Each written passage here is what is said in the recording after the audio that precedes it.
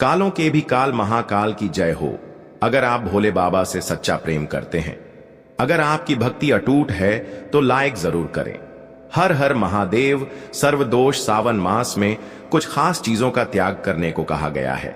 चाहे वो शास्त्रों से देखें, आयुर्वेद या लोक परंपराओं से, तीनों दृष्टियों से बहुत महत्वपूर्ण है, क्योंकि ये त्याग न केवल शरीर को शुद्ध करता है बल्कि मन, आत्मा और ग्रहों को भी संतुलित करता है और शिव भक्ति में आपको चरम तक लेकर के जाता है।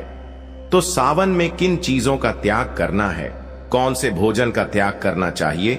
नमक ना खाएं, विशेषकर सोमवार को, क्योंकि ये आपके मन को चंचल और इंद्रियों को उत्तेजित करता है। दोस्तों, सेंधा नमक आप प्रयोग कर सकते हैं, ये चलेगा।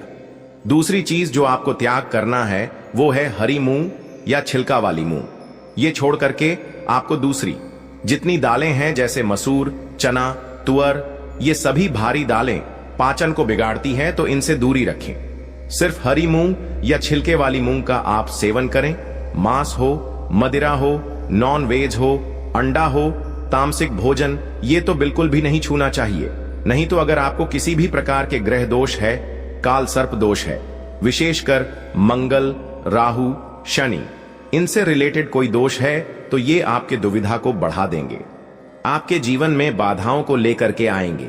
सावन मास में आपको विशेष रूप से दही और छाछ नहीं खाना चाहिए।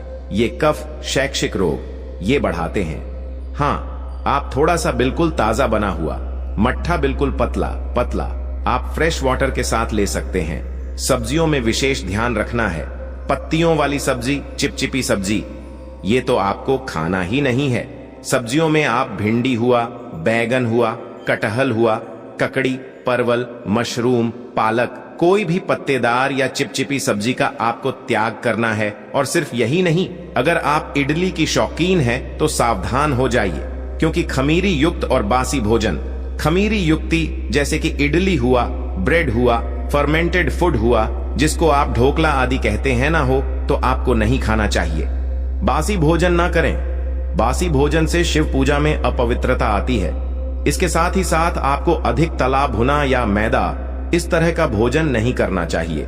हेवी फ्राइड फूड, आप हल्के हल्के पूरियां आदि बना के खा सकते हैं, लेकिन हेवी फ्राइड फूड जैसे मैदा, कचौड़ी, समोसे, ये आपको कोशिश करना चाहिए कि त्याग करना चाहिए। तो अब बात आ जाती है, आप क्या खाएंगे? अगर आपको यही खाने की आदत है, आप यही खाने की शौकीन है, तो आप ध्यान से सुनिए, आपको क्या खाना है। शिव साधना में चरम तक जाने के लिए आपको मूंग की खिचड़ी खानी चाहिए, घी खाइए, थोड़ा फल खाइए, कंदमूल खाइए, साबूदाना खा सकते हैं। सिंघाड़ा हुआ, कुत्तू के आटा हुआ, समा के चावल हुआ, लौकी, तोरई, ऐसी सब्जियां खाइए।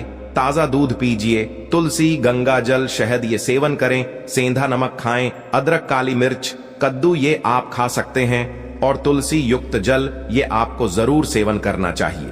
प्रत्येक दिन रात्रि में आप तुलसी डाल करके एक लोटे में जल रख दीजिए और सुबह उसका तांबे के लोटे में से सेवन कीजिए। आप देखिए कैसा कमाल आपके जीवन में होता है। आपको नाशक, हर्बल काढ़ा आदि बना करके 27 जुलाई के बाद तो सावधान रहे, थोड़ा सा बारिश का मौसम है, बहुत तरह के इन्फेक्शंस होते हैं, इससे भी आपको बचाएगा। आपका भोजन ही आपका भोग बनेगा, तप दोनों बनेगा।